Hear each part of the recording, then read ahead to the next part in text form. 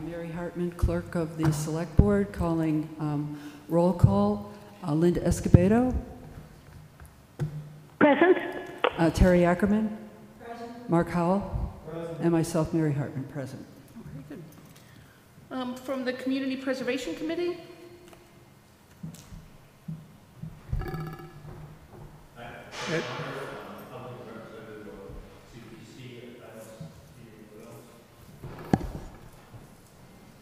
Okay.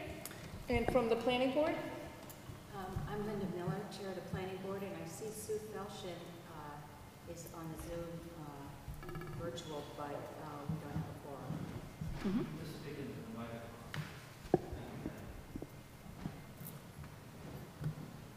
I'm Linda Miller. I'm Chair of the Planning Board. I see one additional member, Sue Felshin, is in the audience, but we don't have a quorum.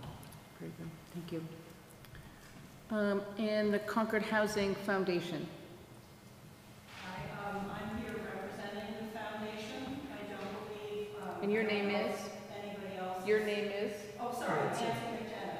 Hi, Nancy. And I don't think anybody else is on the call, so we do not have a quorum. So that's Nancy McJenna, and she's the only one from the Housing Foundation today. Okay, thank you. So I think that, just to recap, so that the trust, the CHDC, and the Housing Authority and the Select Board have quorums here tonight.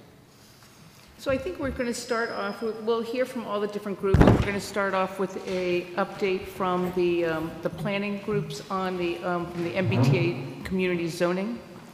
And I think there might be a presentation or remarks from Linda and perhaps from the Zoom audience.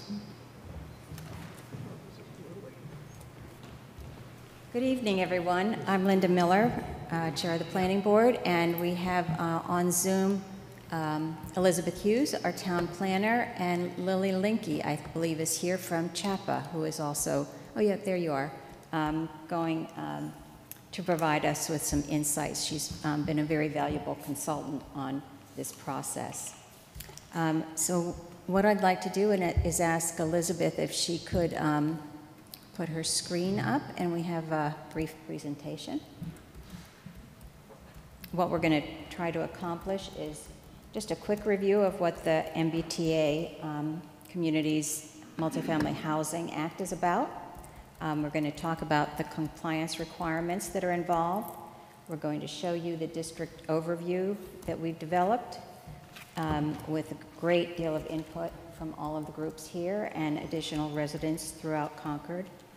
We're going to talk a little bit about the model results and a summary, and then we'd like to get questions, comments, and address a little bit of what our next steps will be. So just as a review on the next slide, as you all probably remember, the MBTA Communities Act was passed by the state legislature in 2020, and the goals were to create multifamily housing zones in districts as of right, and that would be in about 177 towns and cities throughout Massachusetts. You're required to have in each town at least one reasonably sized district of developable land at a minimum density of 15 dwelling units per acre. Actually, these are zoning districts, within half a mile of a transit station, and for Concord, that is a commuter rail station or two, without age restrictions and suitable for families. The benefit of doing this is that if we comply with this legislation, then we will maintain access to certain discretionary state programs. So the requirements for Concord, being a commuter rail community, is that based on our 2020 census of 7,295 dwelling units throughout the town, that we are required to develop zoning that would allow for capacity of an additional 1,094 houses or dwelling units throughout the town by right. The minimum district area is 50 acres. And we're also required to have 50% of the zoning for those locations within the station areas, both in terms of the area and the unit capacity. And again, overall, the district must have a minimum of 15 dwelling units per acre, zone 4. So throughout the discussions that we've had, starting off with our kickoff meeting with the Housing Roundtable back in June, I believe that was, with a multitude of input all throughout the town and a number of communities, we came up with the solution of 5 sub-districts that would be suitable in terms of meeting our housing needs as expressed in our community plans, as well as the housing plans that Concord has developed over really a decade. So the 5, if you could move on, Elizabeth, to the mapping, and then the 5 districts that we're going to be looking at are here. And then I'm going to turn this over to Elizabeth to walk us through the 5 districts and their specifications.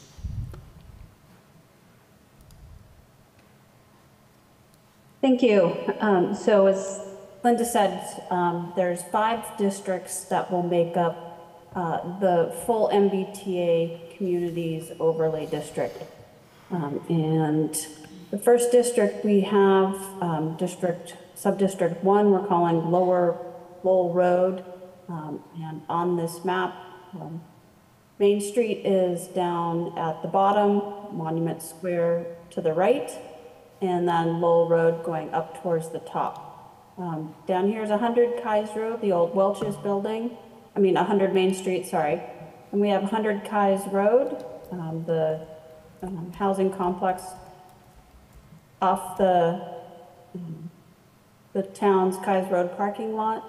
Then in the top, we have the Walgreens, Concord Market, and then Millbrook Terry, which makes up Sub-District 1. And next we have Sub-District 2. The reason that these cannot be combined into a single district is that they are not considered contiguous. There is town-owned land, the Kais Road complex, and across the street that divides these. So that's why technically they are 2 different sub-districts. But on top we have Concord Lumber on the right, Concord Oil on the left, and then there's just 3 residential dwellings that make up the top of the district. All of these districts, if they are not contiguous, they are required to be 5 acres minimum. So that's why you see some combining of different parcels to make up that 5 acres that's required in the state guidelines. The third sub-district is down off the Sudbury Road and Thoreau Street. We have Thoreau Gardens, the gas station, the existing duplex, where Starbucks is, and then there's a number of existing 2 families up to Thoreau Court. Again, as I point out, these are the addresses within that sub-district. All of these combined meet the minimum requirement for 5 acres. There is what we're calling kind of back a house compliance model that's required. The state requires that towns do through the town's GIS. That factors in the minimum lot sizes, the setbacks, the required parking, and basically goes through and does an analysis of what is the actual capacity that this sub-district could handle from a zoning perspective. I would like to point out that the MBTA Communities Act, the requirement does not require any development to be built. It doesn't require any units to be built, doesn't require any housing to be built. All it is it lays the ground rules or the rules that would allow multifamily by right zoning. The compliance model that goes along with this takes into consideration that the dimensional standards for this subdistrict, as well as the other four, there's been concern with 15 units per acre being developed or multifamily being developed on each one of these lots. And that really is not the case.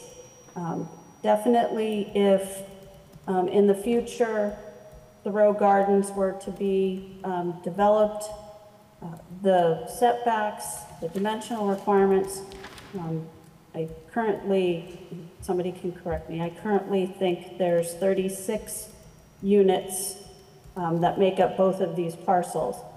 Under the current MBTA community zoning that's being drafted, the number of units that could be built here is somewhere around 39. So we're not, when you take into consideration the setbacks and the parking and 3 stories, you're not talking, a significant change in density. Right, Elizabeth, we're going to get to some of those requirements a little further on in the presentation. Great. So the 4th subdistrict is Junction Village, which is the property off Winthrop Street owned by the Concord Housing Development Corporation, Concord Park Assisted Living, and then this blue area on this side represents the approximately 10 acres that the property owner is currently going through the Zoning Board of Appeals for the comprehensive permit, the Novo Riverside Commons proposal. And then the 5th area is off of Elm Street. This is where the Chinese restaurant, Paparazzi, the Best Western, the gas station, and then a little office building that a lot of people don't even know is there. One question that was asked in this map is why is this little flag lot not included? The state does not allow land that is owned by a land trust, a conservation land trust, to be incorporated. It is one of the excluded areas. So we just didn't include that because this little flag lot, along with this lot on this side, are owned by the Concord Land Conservation Trust.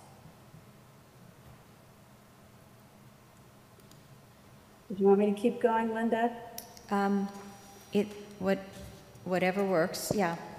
So I think, yeah, the next slide is gets back to your point about the minimum of 5 acres. Mm-hmm. So this slide goes through and illustrates the acreage for each one of those sub-districts, showing that it does meet the minimum 5 acres of contiguous area. And then this is what I was talking about, where you take the proposed zoning. So each one of these sub-districts will have a minimum lot size. The building height is limited to 3 stories. And the questions have been asked about the height. The requirements in the zoning bylaw state that for these different districts, there is the height limit of 35 feet. The compliance model that the state requires the community to go through only looks at compliance in number of stories. So it is 3 stories. The height limit is still 35 feet. So and then it goes through, talks about lot coverage, required open space, setbacks being 10 feet for a front yard, 15 for side yards, 15 for a rear. 2 spaces per dwelling unit for the parking, and then each has a minimum, a maximum density of 15 units per acre. When all of those factors get plugged into the geographic information system, and the compliance model is run. These are the results from the compliance model.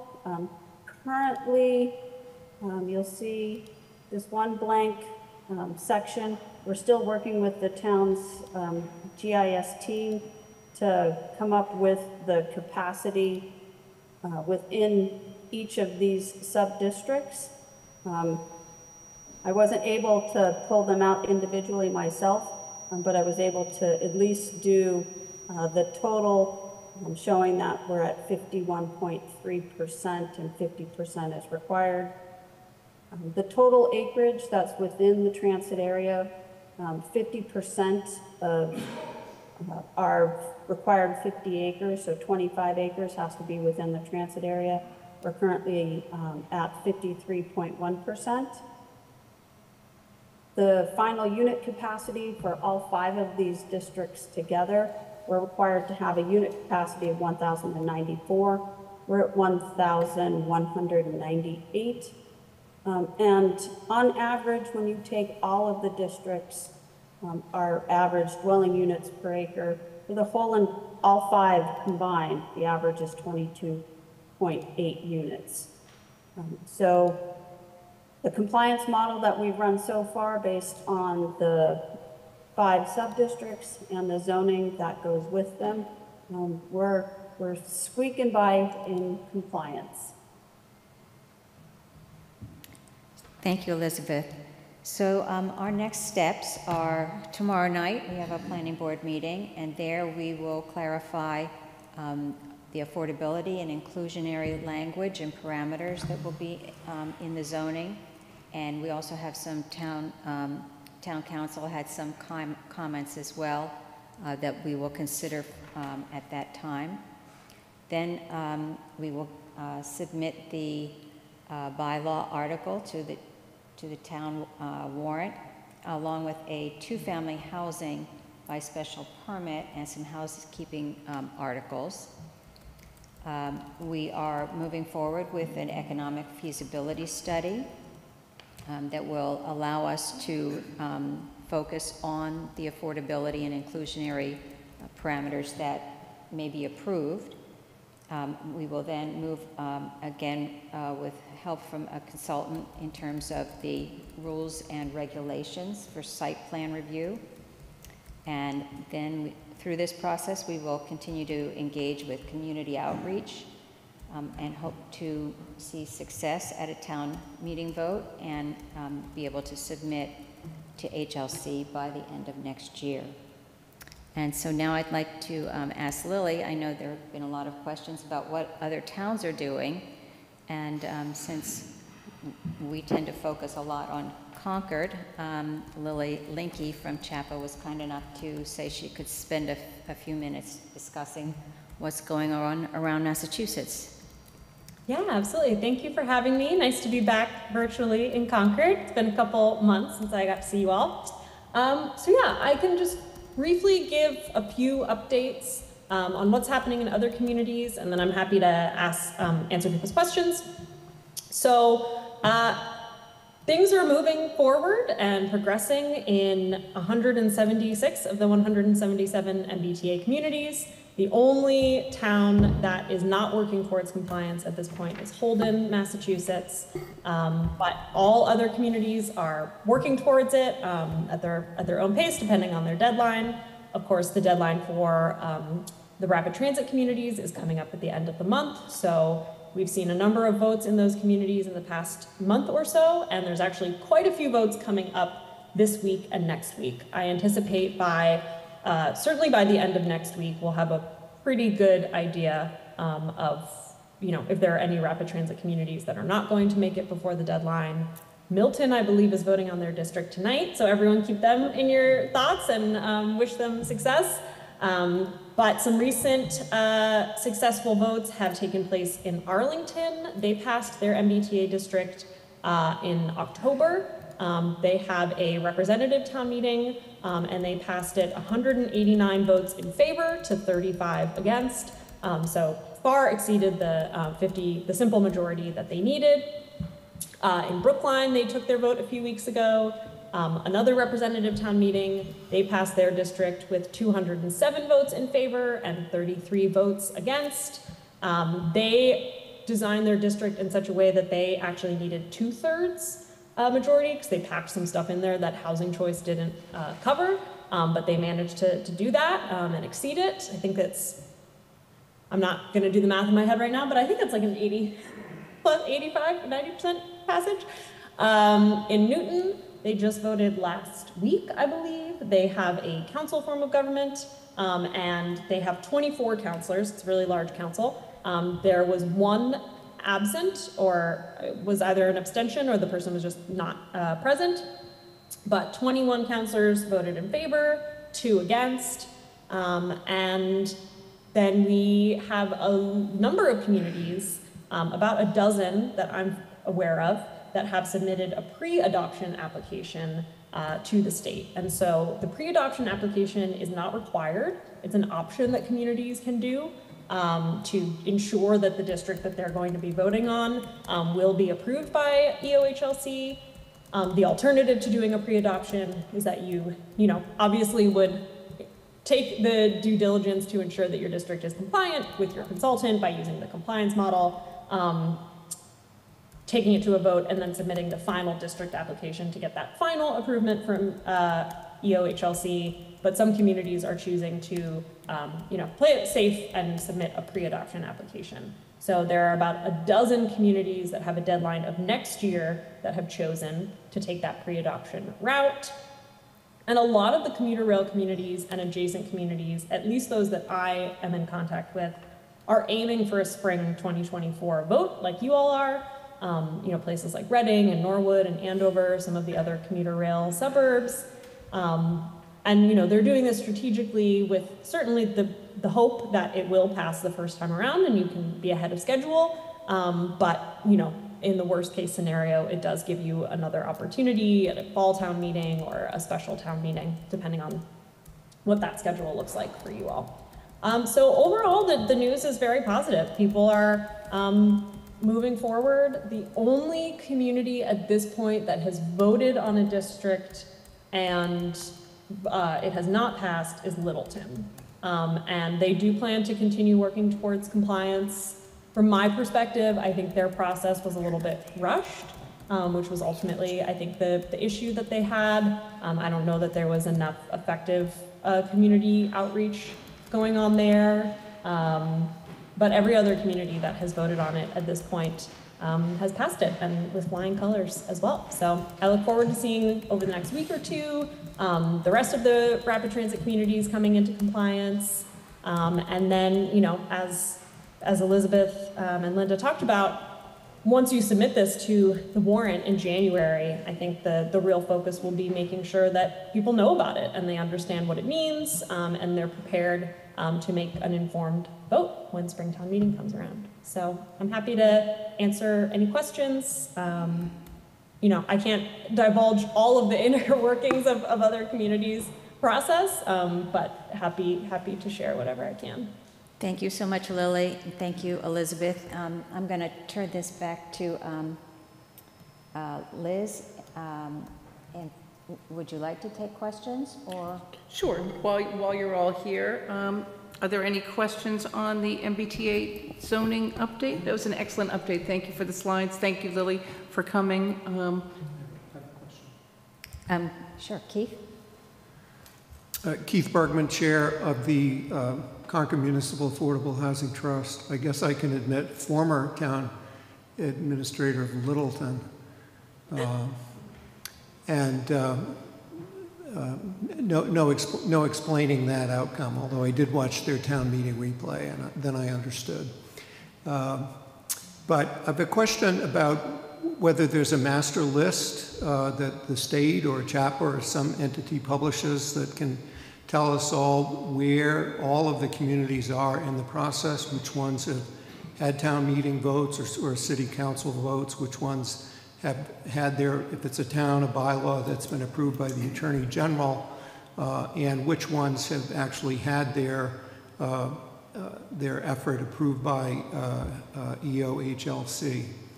And I wonder if any communities have actually made it all through all of those hurdles yet?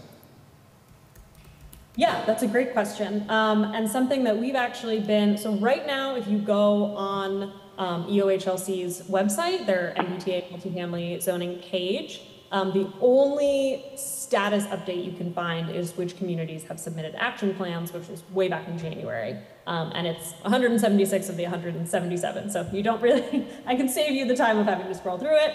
But we have, my dog's decided now's a good time to cry at me. At this point, I am not aware of any comprehensive database where these things are being tracked, which I think isn't an issue and something I would like to see happen. And so myself and my colleagues at Mass Housing Partnership, which have really been overseeing the majority of the technical assistance to MBTA communities, we are actually putting together a survey that will be going out, I believe, this week.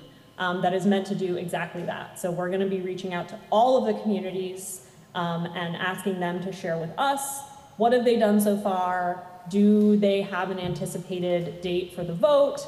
Have they submitted a pre-adoption application? Are they doing an economic feasibility analysis? Are they pursuing the mandatory mixed-use district option? Really just trying to get a sense of what folks have done, what they plan to do, which I think will be really valuable information. I know for myself as I think about, what am I going to be doing next year and what kind of support are people going to need, but also all of the communities that I work with are asking me this question a lot and with good reason. So the answer is not right now, but by early January, I anticipate that we will have a whole lot of data about that from the survey. So we'll push people to fill it out. Thanks very much for the answer. I guess I just request that if a metric that is of particular interest to the affordable housing groups is how are each of the communities doing with it, inclusionary zoning. How many are not going for it at all? How many are going for 10%?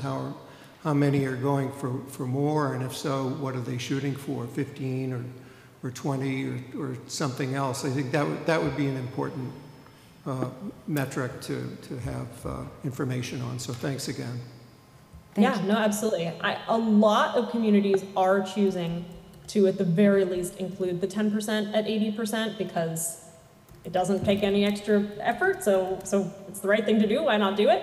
I know that from the June round of one-stop growth applications, I believe 35 different communities applied for a one-stop growth grant specifically for the economic feasibility analysis.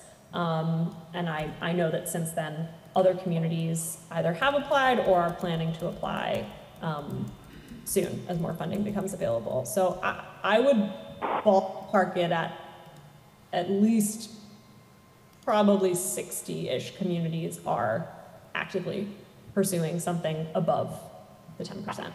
But I don't have an exact number on that. But I can tell you it's at least 40 for sure. Thanks. Thank you. Thanks so much. Other questions in the room?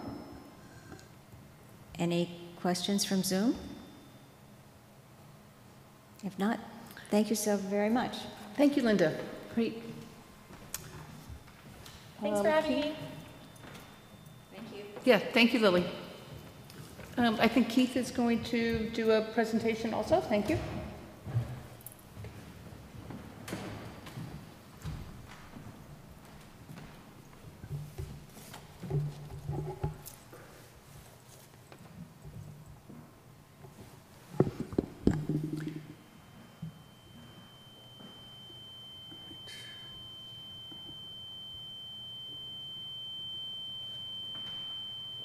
Is that a sound we need to be concerned about?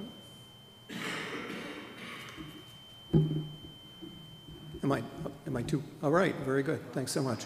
Keith Bergman, Chair of the Concord Municipal Affordable Housing Trust. And on the screen, that's all of us. We're the Concord Housing Roundtable, and I want to say that after this presentation, I'll post the slide deck at our webpage, so there'll be a lot of information in here, and so we'll have that available. But we're the 7 groups that are charged with coordinating implementation of strategies in the housing production plan, which is the town's guiding policy document on affordable housing. Advance the slide. There. Since our last housing roundtable on August 16th, the Select Board voted on August 28th to support the trust in allocating and reserving trust funds to advance priority projects as they become ready to proceed.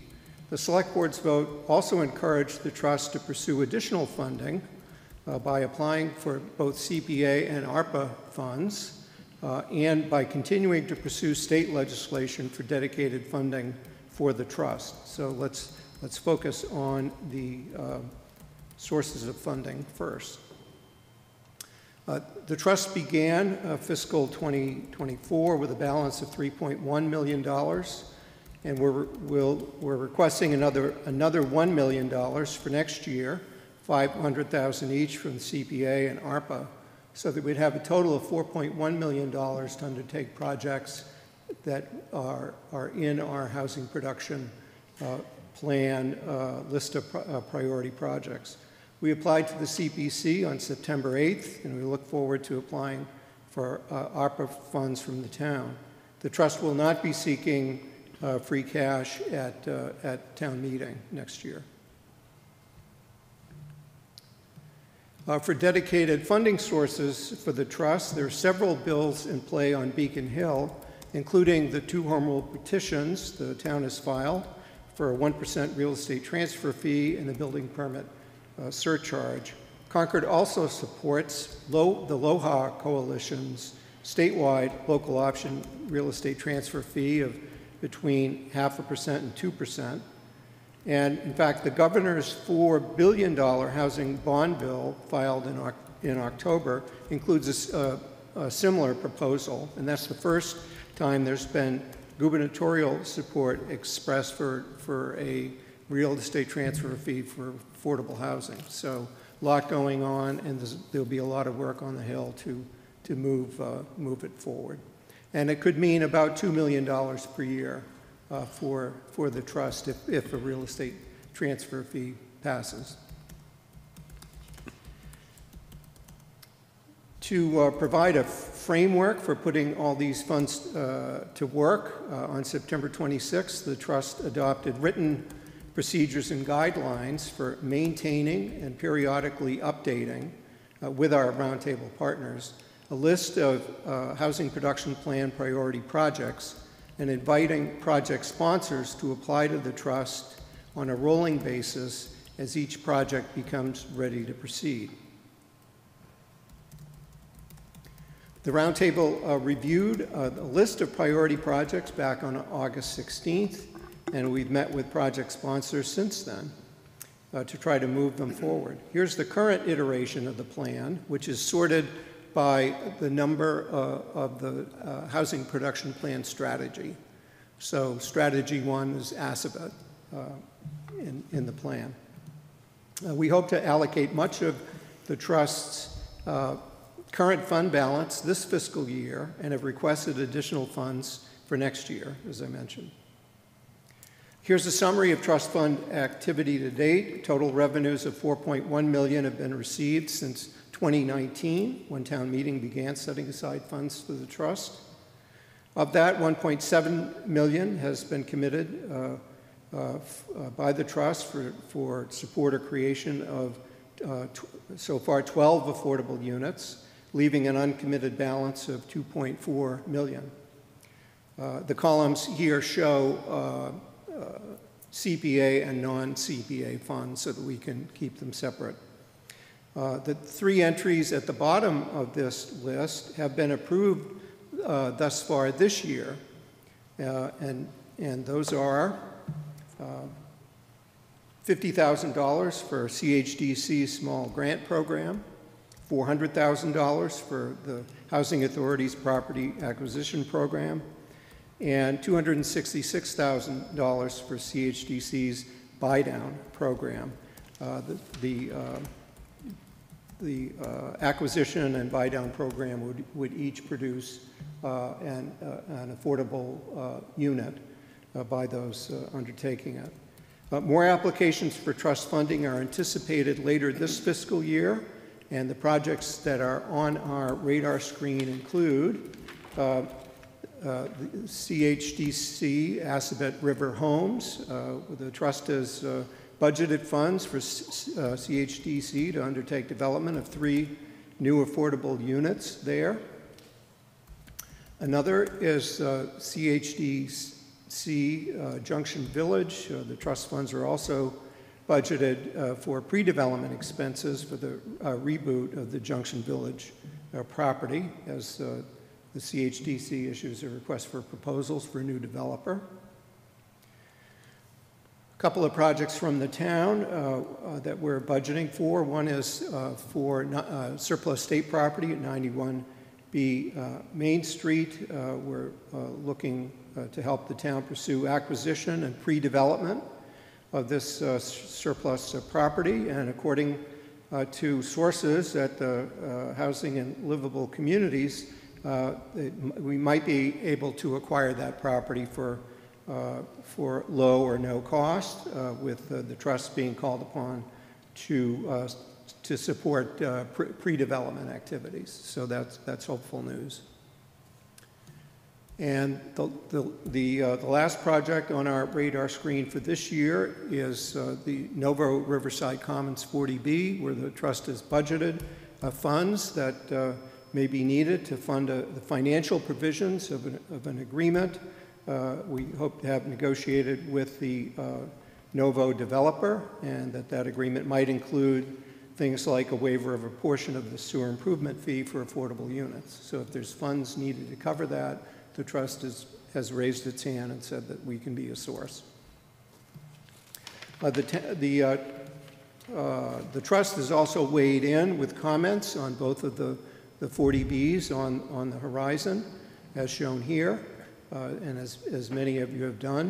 ZBA's hearing on Novo must close by March 10th, with the decision by April 19th.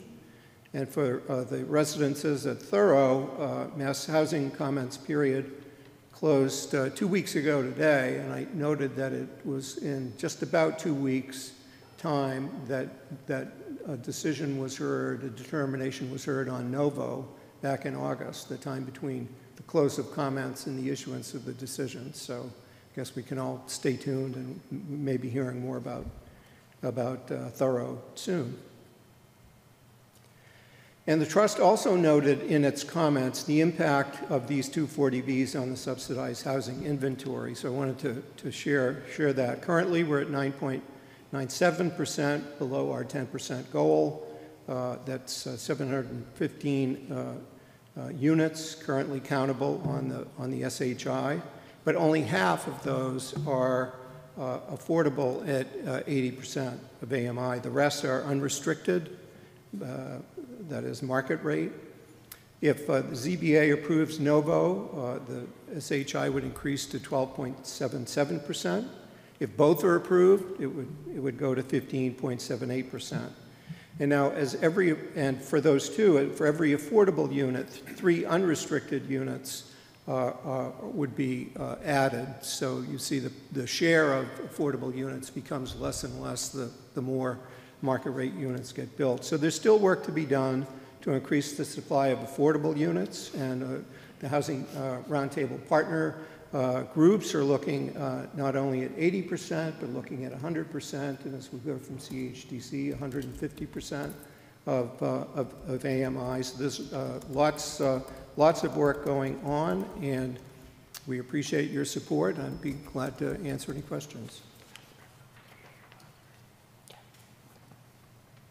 And also happy to move on to the next group. Yeah, sure. Great. Thank you. I've got a question, Keith, about, you mentioned that I think that about $710,000 has already been allocated from the trust. Back there was a slide that had, I think, three different areas that were going to be, there was 50,000, keep going. Yep, let me go back here. This is the, oh, sorry. overshot. There you go, there you go. This, That's it. oh, There you go. Right. Whoop. yeah, see, I have a delay between what I where is see it? on the Where is screen it? and what I see up on the tote board. I saw it. I did. It went by. Okay. I'll hit it slower. There it is. Okay. So now, so So that, it's this one right here. This one. no, it's the one before that. Oh, Okay. really? Yeah. Oh. Yeah, this one shows the fund activity to date. It's just it's cash in, cash out. Okay. But not indicating what the future Exactly. So things it are was- proposed it was for. the- So we'll go to, this one shows the upcoming projects, but does No, not it have was the one dollar that had the figures. three, the 50,000, the 400,000, and then the 260. Oh, the three projects that we've approved? Yes. Yes, That's the okay. one. Let's find that one.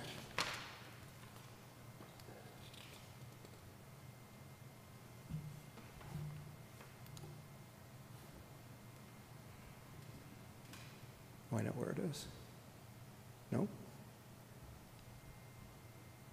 Sorry. There it is, this one. This has the three projects.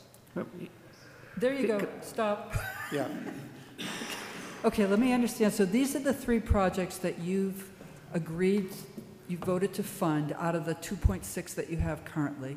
Do I understand that? Yeah. Okay, yes, out of our fund balance. great, That's right. okay. And out of these three, how many affordable units are we going to put on the SHI? I think this comes out to be about 710. From these three projects, 2 units, because the first project for 50,000 for small grant program will not, it's dealing with affordable units, and so there's no net gain from doing repairs, small repairs, that CHDC has had a program in place for a number of years now.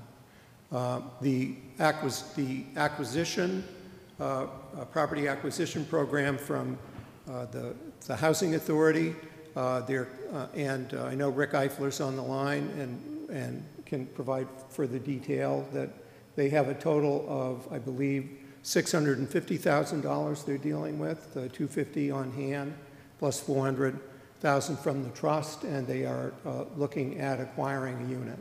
And that would be incremental new one. That's Yeah. one, For one one, unit? that's one. For And then with the 650? buy down, the CHDC has this amount, it's an odd amount, but when you add it with what they have on hand, they have $500,000 that they would be using for their buy down program, take a market rate unit and buy it down to an affordable unit. So that would produce a second unit. So these amounts are incremental to money that we already have for these projects. So I guess the bottom line is we're spending a lot of money per unit. We spend a lot, I'd Right, say it would not be unusual to spend between $600,000 and $700,000 per unit if we're the only source. If we're the only source. And that's sort of why I didn't give an editorial response, but for the inclusionary zoning that's included in the MBTA communities, if we can get 10% or 15 or 20 or something of the percentage of the units that are produced as affordable at no cost, because it's required of the developer, that's a good way to add units. Good point. Thank you. Great, thanks. Does anyone have any other questions for Keith? Here or in the Zoom? All right. Thanks so much. Thank you, Keith.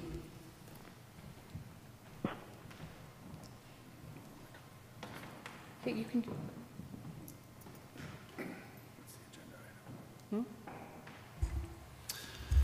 Hi again, I'm Lee Smith, Chair of the Concord Housing Development Corporation, or CHDC. I'm just going to give a brief update on CHDC's initiatives that are in the works right now. Keith touched on them in some level of detail, but at risk of being somewhat redundant, bear with me. So we've got the Junction Village RFP that is poised to be issued or advertised this month, and responses expected in February. Based on community input that we received over the past year or so, we're targeting family housing, and we're also looking at a maximum area median income target at 150%. So the idea there would be that perhaps some, probably not all, but some of the homes that are built there could target what is referred to as workforce housing. That commonly equates to teachers, firefighters, nurses, people that work in our community and would like to live in our community. But we expect there'll probably be a range of incomes for that. The other major project is the Assabet River Bluff project, or Assabet River Homes. There are 2 existing units there now. We're working closely with the Concord Housing Authority to get the 2 existing units there in a duplex onto the SHI as quickly as possible. That's going to take a few months, but we're working as quickly as we can on that. One is vacant, and that'll probably be the first one to go on, and then discussions will continue on the second one that's presently occupied. The remainder of that project is currently vacant land, and there's an RFP going to be issued at the same time as the Junction Village RFP for construction of 3 new single-family homes on that combined 1-acre parcel. So it'll be a total of 5 affordable units, and those units will all be in the 80% or less of AMI range. On the Assabet River Homes project, it's being submitted as a planned residential development project, or PRD. The Zoning Board of Appeals hearing on that is opening on January 18th, and all of the application materials are available as links on their website, and the CHDC's website will link you over there as well. So there are elevations, building plans, site plans, etc. So if you have any interest in looking at that, it's a good place to start, and we're always willing to take questions, but really the more formal interaction on that project at this point will be at the ZBA public hearing process. And the responses to both the Junction Village RFP and the Assabet River RFP will be due on February 16th. So we're making progress. There'll also be site visits and information sessions for prospective developers in the middle of January. And everything else really Keith touched on in pretty good detail, so we thank the trust and CPC and the foundation and the town and everyone else for the support that CHD's received so far, and we'll keep you posted. Thank you. I have a question. Sure. Aren't you glad I came? Yeah, of course. Thanks for that. I'm really glad to see that there's an RFP going out for Junction Village. That's really good news. You mentioned that it's going to be 150% AMI. I'm assuming 20% will be at the 80% AMI. Is that true? Oh, sorry. Thank you. You mentioned that 150%, the AMI would be 150%, right? And Maximum. Maximum. So I've got 2 questions. So a portion will still be at the 80%, right? We're leaving that open at the moment. Oh, okay. Voted 25%? I take it back. Okay. We voted 25%. 25% will be at 80%. Okay, so 25% will still be at 80%. Yes, sorry. And is there any chance that you could actually raise that 150% any higher? Was there any limitation on the deed that it had to be 150? Yes. So the deed restriction requires that all the housing units be quote unquote affordable, Right. which in itself is not defined other than to say that it's according to the grantee, which is CHDC, and we've used the 150 at the highest level that the town recognizes as affordable. Okay. In particular, it's within the definition of the PRD eligibility. Okay. So that's. Does anybody know off the top of your head, what is 150% AMI for a family? I looked at this the other day, and for a family of 4, I want to say it was close to $200,000 in Okay. that range. Okay. Well, that makes it, and the other good thing about that is it makes it more likely to get developers at the higher the AMI, right? Mm-hmm. Right? Yes. Right. Right. Okay, Yes. good. I'm glad that's moving ahead. Thank you. You're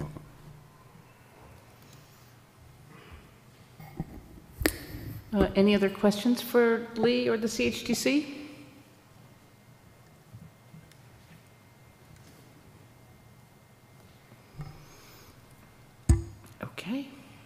I mean, you're all here, you came out at night, like, no questions, like, what are you here for, right? Like, what are you, no, just kidding. Okay. We're answering that. Housing Authority, Stephanie. Hi, my name is Stephanie Kroback. I am the chair of the Concord Housing Authority. I'd like to publicly thank the trust for our $400,000 grant. It will certainly help us kickstart our development efforts, and we are elbow deep now in working on the grant agreement approval and getting our all of the paperwork finalized so those funds can flow to us. What I'd like to do is actually turn the mic over to Rick Eifler, who can give us an update on our more detailed development efforts, including the work at Commonwealth Ave. Rick, do you want to take the floor?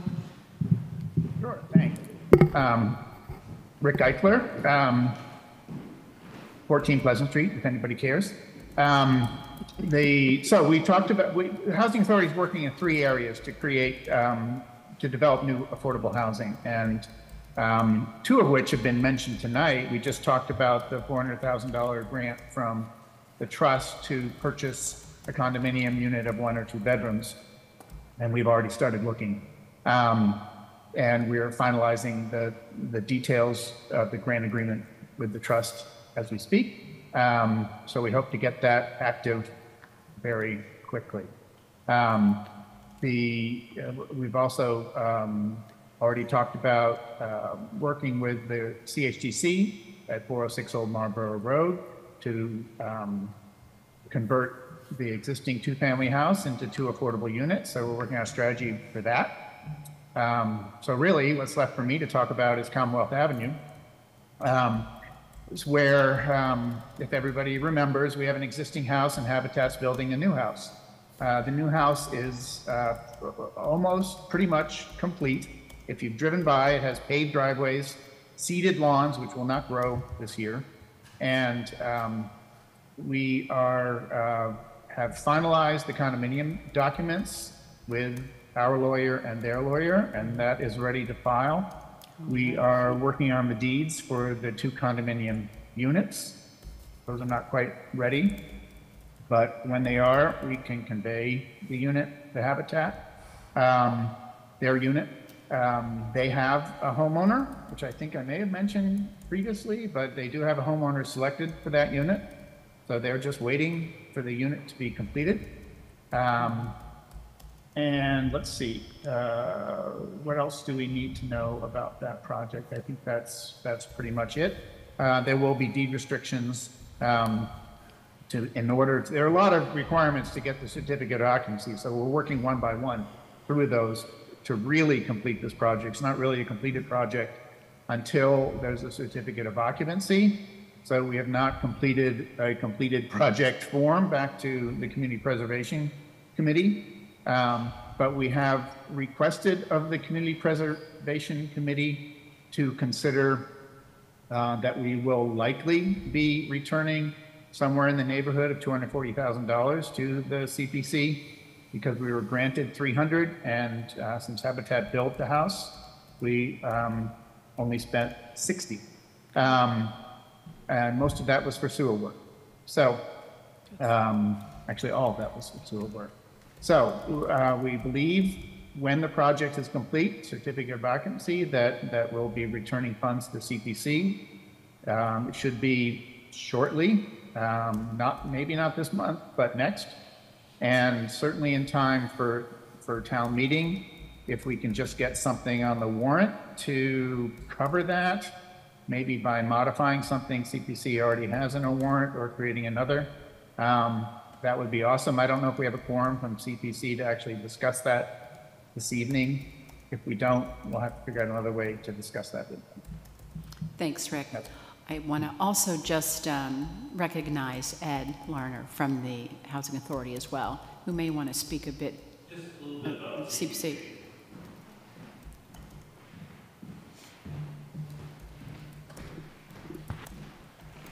Edward Larner, 167 Ellis Menor. The CPC process, which most of you are familiar with, started in August with applications that came in at 19 projects to be considered for a town warrant. And 3 of those projects were housing.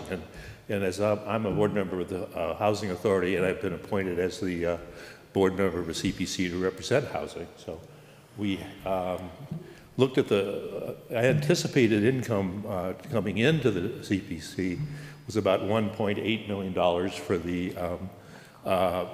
the various projects, and the total of all 19 projects was about $2.4 million. So we were we're underfunded in anticipation of all the projects. After we received the projects, we had hearings with each of the applicants, and when Keith came, we basically, the CPC said, couldn't there be some coordination between the 3 housing agencies to see if we can reduce the housing amount, which was over half of what was going to be budgeted. So Keith really got everybody together, Rick from the Housing Authority, Lee from the CHGC, and Burton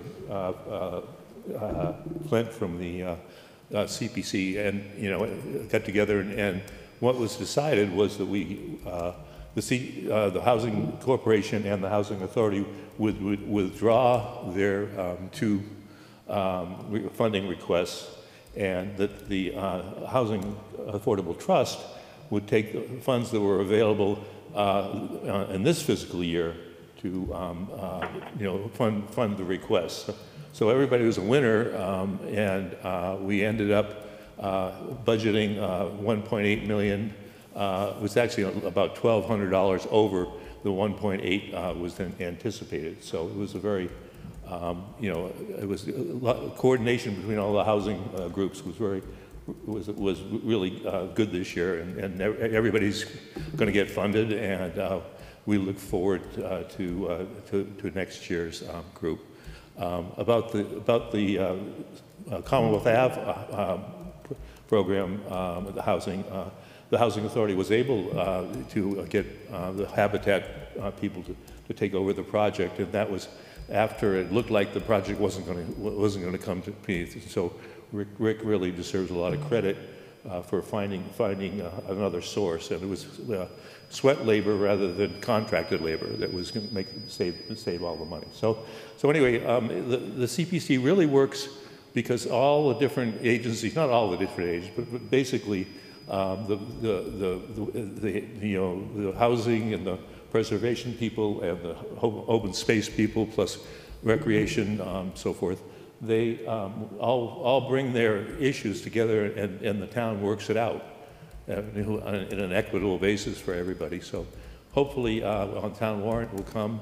I know that the Housing Authority is looking forward to a unit, and once a proposal is made, I believe the select board will have final say on this. Is that correct? I don't know. Huh? Okay, well, anyway, Liz knows, so. I don't actually know. Okay, we'll find out. Okay, so anyway, this is my first year on the CPC, and it's been very enlightening for me to see how well the town can work together. And I'm thinking that we're going to have a very successful town meeting. Thanks. Thanks, Ed. Thanks, Ed. Great work from the CPC, and it's great that all the projects got funded this year. Terry. Yeah, I have a question. Sure. So I'm not sure who this is directed to, maybe Liz or maybe Keith. It's sort of an overall question about the timing of all these projects. Sure. And how they would affect the SHI. So for example, we have 2 large 40Bs in the pipeline or whatever, and then we have a unit here, a unit there, 2 units, whatever. And we're hearing that some of these units are going to be, we think, on the SHI in the next few months, we hope. So Liz, you're nodding. Can you speak to, like, maybe chronologically how you think it might possibly play out time-wise, all of these different units? I don't know if I can map it out exactly timeline, but I can report a little bit. So right now, Concord's just 2 units below the 10%. So it used to be 3, right, it used to be 3, but 1 actually got added in November. So that was 1 unit at Mill Run over there on Main Street. So now 2 units below. It seems in listening to all this that maybe Commonwealth Avenue over there would be the next unit that would be available or be added to the SHI. Well, I think that's really up to what needs to get done from the Housing Authority. But the condominium documents, those being ready, that's a huge sign. So the conveyance process and then getting their buyer to then convey, I think the Housing Authority has to convey it to Habitat, and then they have to convey it to the buyer. And then once the buyer takes possession, then it can go on the SHI. So that feels like a couple of months. No, like the heavy lift has been done, I think, pretty much there. Then you have the Novo 40B process. As soon as that permit is issued by the zoning board, those units will be available for the SHI. But that's probably... April, May. Yeah, right. I was going to say that's probably out there in the springtime. You know, that's going to take some time to sort through all that. But that's certainly going to, you know, to take care of the 10%. Right there. The 406 Old Marlborough Road that the Housing Authority and the CHDC is looking at has that 1 vacant unit, and they're looking to expedite getting that unit on the SHI. You know, we'd like to think that that was 2 months, but it might be 3 months before the paperwork is done on that. So that might be that last unit that Concord's looking for. And in terms of how that relates to the new, so to get to the 10%. But before that, you already listed Mill Run and Habitat and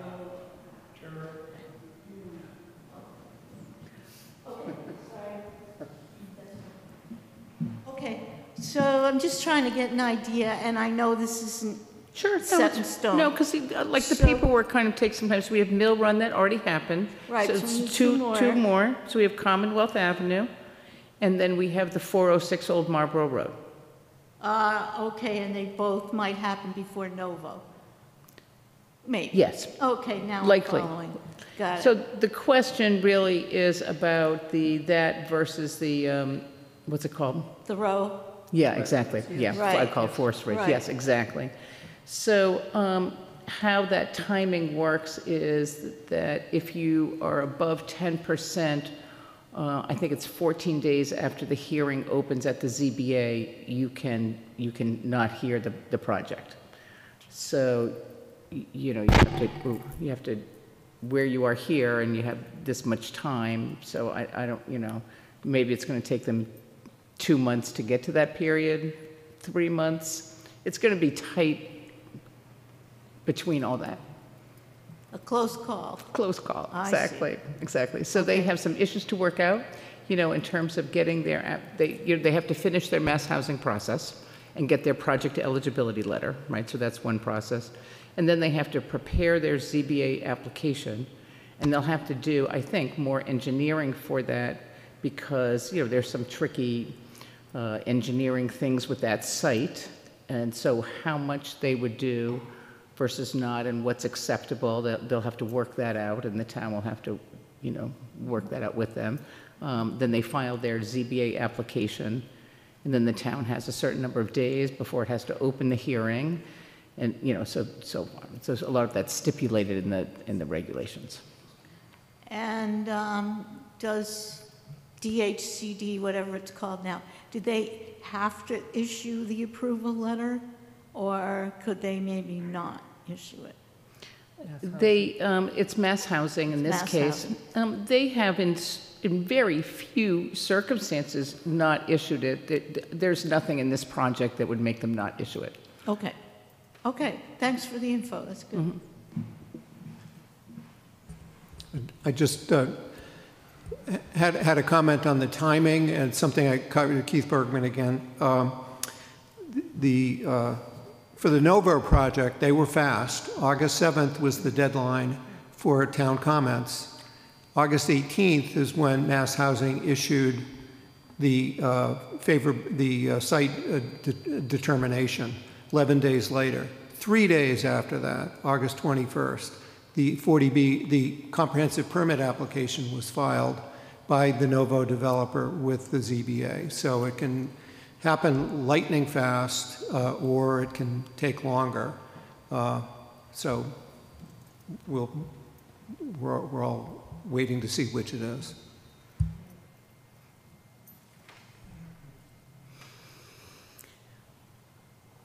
Okay, any other questions? So I'm going to turn to... You had a question on Zoom. Oh, You yeah. had a question on Zoom. Yes, thank you. I think that's Betsy. Hello, Betsy. Hello. Thank you. I just wanted to express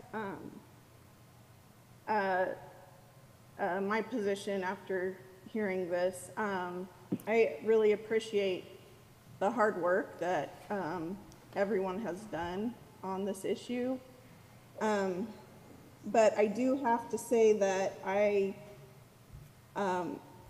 find the response just extremely anemic in the face of the housing crisis that is national. And I'm disappointed. And also I just wanted to say that I support dense multifamily housing. I think it's a good thing. I think that with abundant housing, we have more connection, we have more diversity in our communities, and we'd have a more equitable society. So while I appreciate the work that you all have done, I feel like it falls short of, just ultimate goals of a better town. And yeah, we need more housing everywhere, and the crisis isn't going to go away. It's not going to get easier. So thank you. Thank you for your comment, Betsy. I think that this group shares that sentiment and is working hard to bring more housing to Concord. So thank you for that. Yeah, sure. I understand that sentiment too. I must say though, having spent now about 3 years in this world, something does feel different to me in terms of the initiatives that are specific and clear and moving forward from the work the planning committee is doing with MBTA communities, the Novo work. There seems to be, in my mind, a whole host of moving in the right direction. Slow, but clearer, much, much clearer to me within the last year or so, that things are actually happening and moving. I think that's exactly right. I mean, Concord hasn't produced any affordable units in many years, and just the fact that we're talking here about, even in the matter of months of creating new units and having a pipeline that is creating units in not too long is huge progress for the town. Yeah, it doesn't seem like it's quick enough, but a year from now, I'm excited to see what we're talking about then.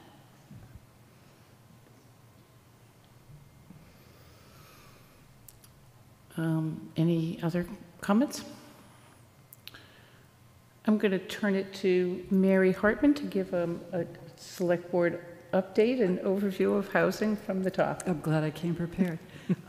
I think this might be a good time just to mention the efforts that the select board has done to at least protect some of the diverse housing stock that we have in Concord, and that was through the passage, unanimous passage of the residential tax exemption, which shifts the tax burden from homes that are assessed at lower values to homes that are assessed at much higher values. It makes property tax not a regressive tax, but makes it now a progressive tax, very similar to federal income tax. The thing that the residential tax exemption, however, did not address is rentals here in Concord. We adopted a Mass General law, something that was already written, so we didn't have a lot of flexibility in how to change that law. We simply adopted one that's already on the Massachusetts books. But there is an opportunity through home rule petition to look at how could we protect year-round renters, affordable housing for year-round renters. Having said that, I will say that we have done some analysis, and I know I came to the hearing with an analysis, and we've done subsequent analyses, and the impact to renters is actually, I think, going to be minimal because of the residential tax exemption. It will be something like $20 to $25 a month.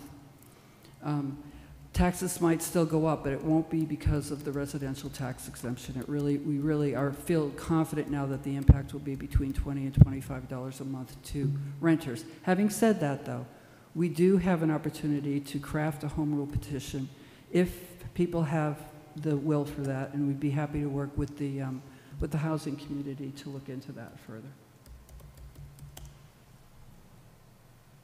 That's all. Very good. Okay. Any questions for the select board or on that particular item?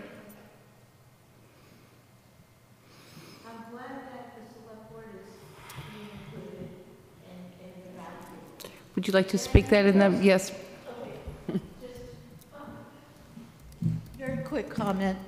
Thank you for including the select board in the roundtable. It's been very helpful. Glad to have you.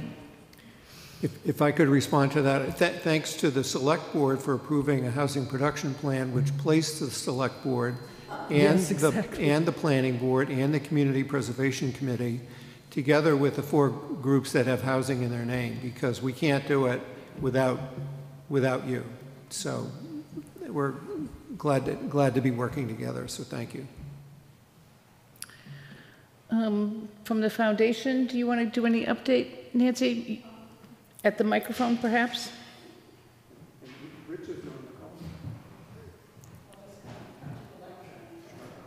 Sure. Thank you.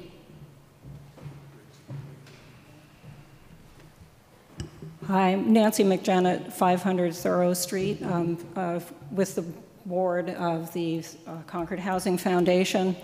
First off, I just want to say that years ago there was one of these meetings a year. And we at the foundation think it's fabulous that all the groups now are in so much better communication and coordination. And we very much appreciate the town and state boards working with us and helping us help you. We support in principle the MBTA zoning and Novo. We're a little concerned about the Thoreau Club plan, but maybe that can be made better by the ZBA.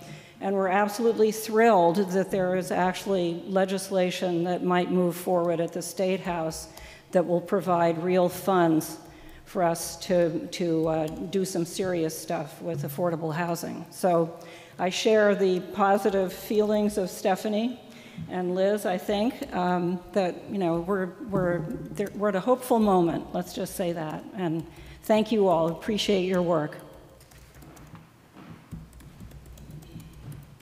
Thank you, Nancy. Well, that concludes the formal part of our agenda.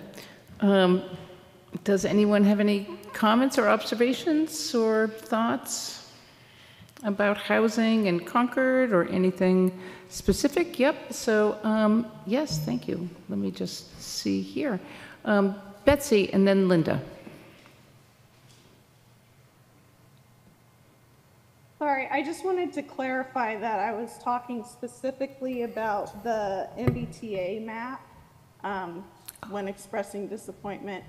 Yeah, I just, and again, I really do appreciate your work, and I've learned so much from the people in this room. So thank you. Thank you, Betsy. Linda? Hi there. I echo the same thing that Betsy was saying. I'm a little disappointed as well. I really appreciate all the work that you all have been doing, but I feel like it's been an opportunity missed. My understanding is that the MBTA Communities Act, the spirit of it was to provide high density housing near mass transit, so that folks could basically be right near the commuter rail and also be in the vibrant portion of town and where all the action is. And, in addition to providing additional housing and affordable housing, it would allow, members of our community who wish to downsize and live more modestly to live in the center of town. But when I look at the map, a lot of these areas that are designated, like not the ones that are currently ongoing, like the Novo project, but for example, the Paparazzi area, how are those folks supposed to get to the commuter rail beside using a car? Because they can't get to West Concord because they have to cross Route 2. They'll have to take Elm Street, and that is definitely much farther than the half-a-mile distance. So they will have to, that's a long way to walk, basically, is what I'm saying. So I'm just wondering if there's been any thought or consideration to that, or if they're going to, I don't know, have some sort of shuttle so that, that those folks can have easy, fast access, so they're not required to have a car to live in those, in that housing. Thank you. Thank you.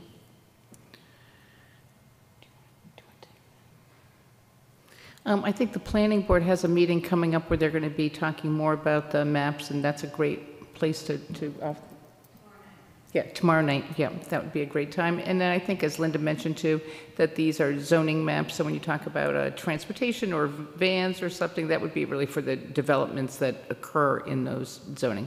But that's great feedback for the planning board. Yeah. Were there any other? I'd have an additional comment on what was just said, that at our quarterly meeting in June, the housing groups agreed to commit to be the support network for the planning board and going forward with MBTA community zoning, and I think we had to redouble that effort, starting by going to the meeting tomorrow night. Some of us have been going to all or nearly all, but as you reach the finish line, this is the formative time before the warrant closes, when what's in the article will be what I think sort of the upper limit of what town meeting can consider, so that if folks do have comments and things that they want to make sure are in there, as high as you can go, for example, with inclusionary zoning, or other concerns that have been expressed. Let's all show up continue to show up at the planning board meetings and support MBTA community zoning. Thanks. Yeah.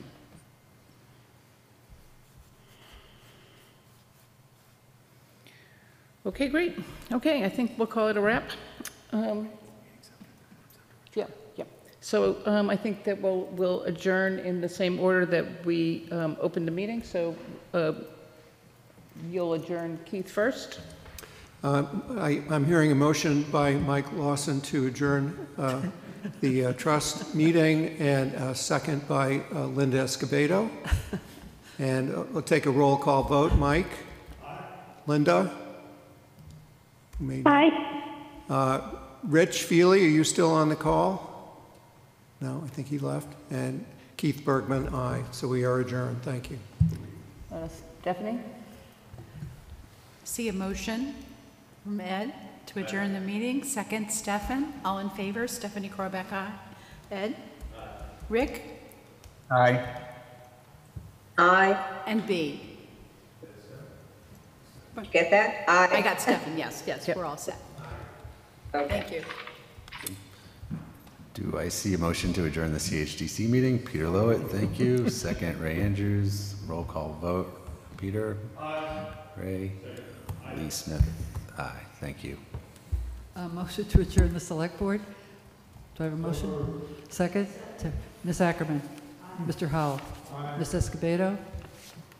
Aye. And myself, Mary Hartman, aye. Okay, thank you, everybody, and we're formally adjourned. Thanks, Liz, for convening us.